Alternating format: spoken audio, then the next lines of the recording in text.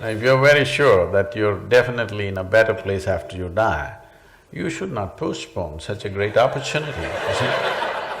No, you're wishing other people to go.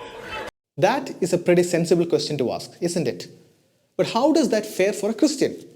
What are you and I still waiting here on earth for? Welcome to SAFT Expose, where we lay bare claims, arguments and objections against Christianity for what they really are.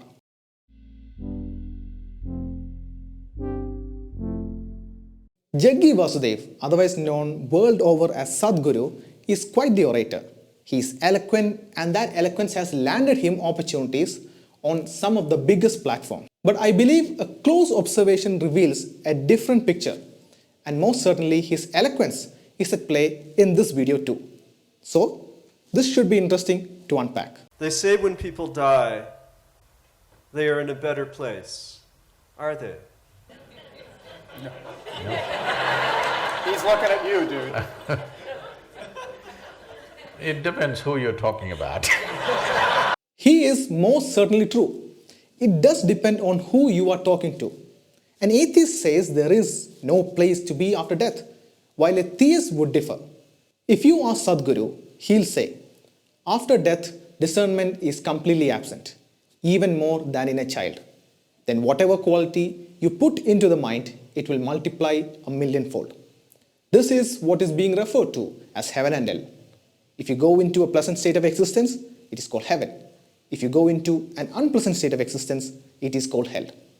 These are not geographical locations, but experiential realities that a life which has become disembodied is going through. So we need to know what the answer should be if it is asked to a Christian.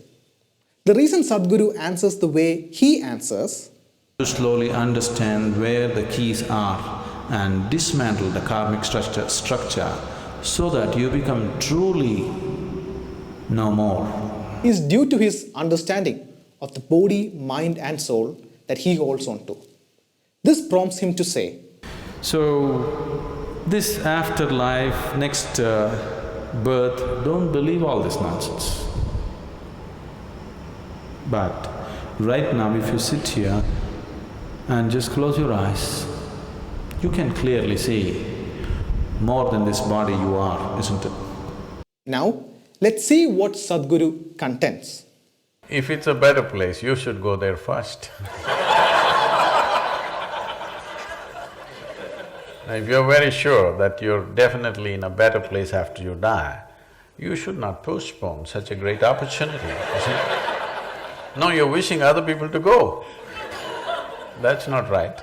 Do you and I always behave in accordance with the logic Sadhguru puts forward?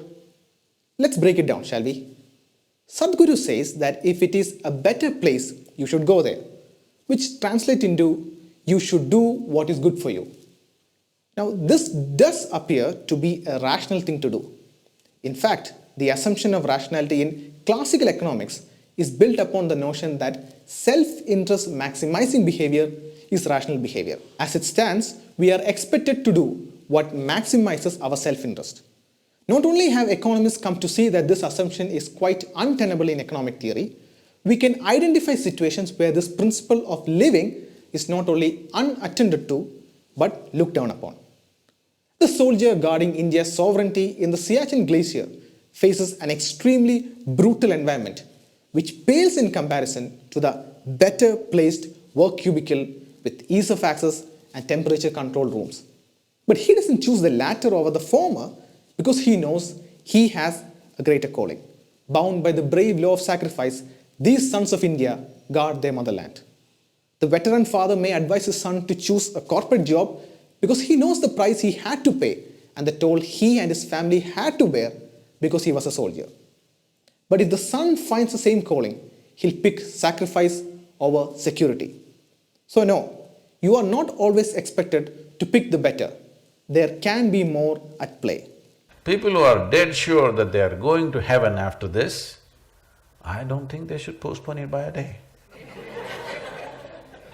If they're so sure they're going to such a fantastic place, why should they postpone it? I don't understand this at all.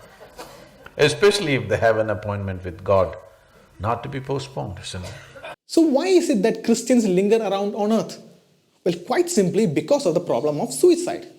To take your life at will is to commit murder, and it is an act of rebellion against the one who gives and takes life, a sin no less.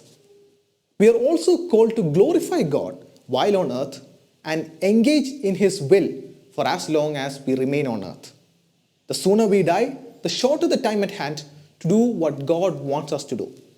Paul realized this dilemma of being with Christ or being on earth when he said, I am torn between the two. I decide to depart and be with Christ, which is far better indeed.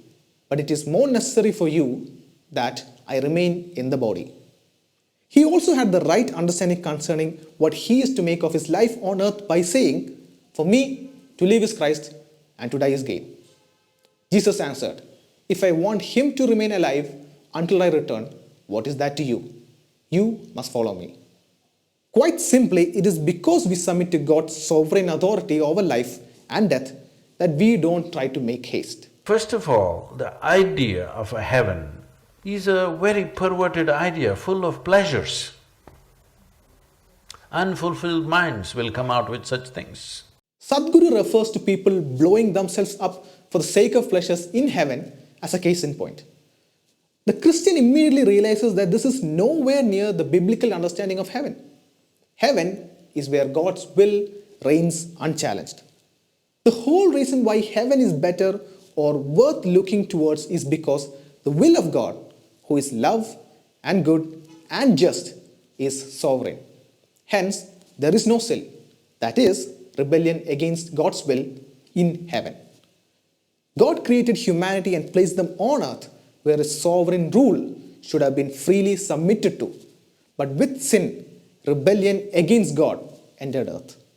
This state of constant war where rebellion against God and submission to God are locking horns in our human lives and is referred to in Galatians 5 verse 17 and most clearly in Romans 7 verses 22 to 23 where Paul cries out, for in my inner being I delight in God's law, but I see another law at work in me, waging war against the law of my mind and making me a prisoner of the law of sin at work within me.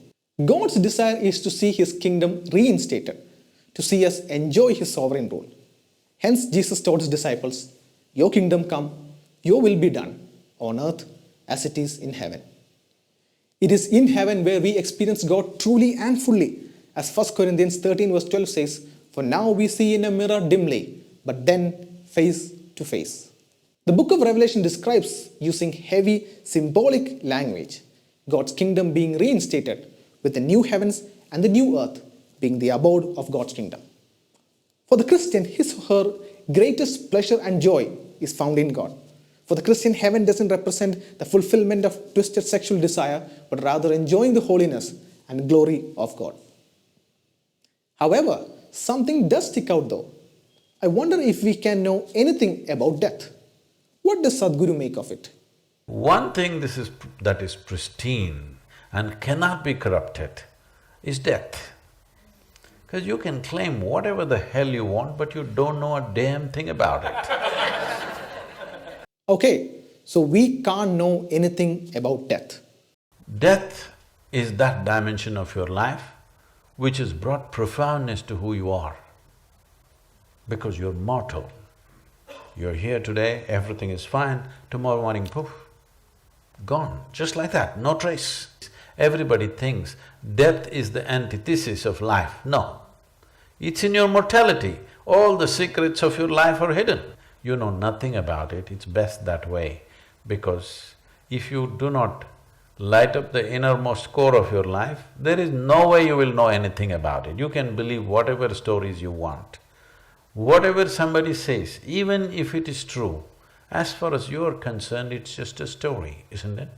So how did Sadhguru know that he needed to light up his innermost core to know about death before he lightened up? If you and I haven't lightened up our innermost core yet and are ignorant about what death truly is, then aren't what Sadhguru is telling about death just stories to us, the truth of which is beyond discovery? I mean, if I can't know that inner lightning is the true way to knowledge of death, why should I heed to Sadhguru? I'm just thinking out loud. What do you think? Let us know your quick thoughts in the comments below. Thank you for sticking till the end. Hope you enjoyed the video. If so, do share it. Stay subscribed for more and check out this video where we explore the claims that Jesus and Krishna are portions of a rishi and that Jesus taught karma. God bless.